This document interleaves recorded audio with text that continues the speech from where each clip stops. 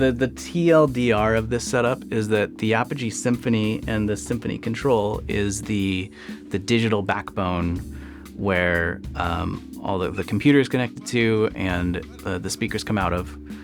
And then that also does conversion. And then the analog backbone is the Manley mastering backbone, which connects all the hardware together. Phenomenal.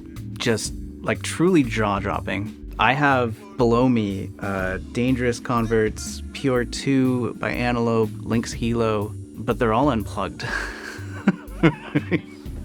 They have really gotten zero use since I've installed the Symphony. For the first week, I wanted to like really A/B blind test, compare the units, but by the end of the week, those blind tests were all proving that the Symphony, beyond a shadow of a doubt, was the better sound, both on the AD side and the DA side. Yeah, after that first week, those other converters turned off, and I haven't used them since. Yeah, the Symphony's staying here. My first mastering converter was the Antelope Pure 2.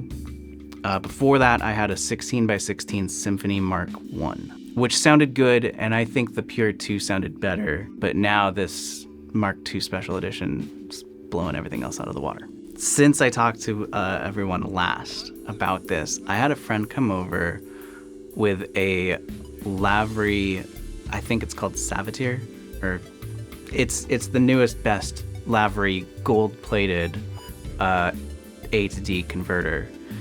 They're like $10,000. It's absurd, and it's 2 channels. It's left and right. 2 channels for 10 grand. And we got to do a direct shootout of Lavery versus Symphony Mark II, and we used the plugin by Hofa Blind AB, so it would roll the dice, it would blank everything out, and you would just have to A/B solo in between the two. We both blind chose the Symphony Mark II over the Lavery $10,000 for 2 channels.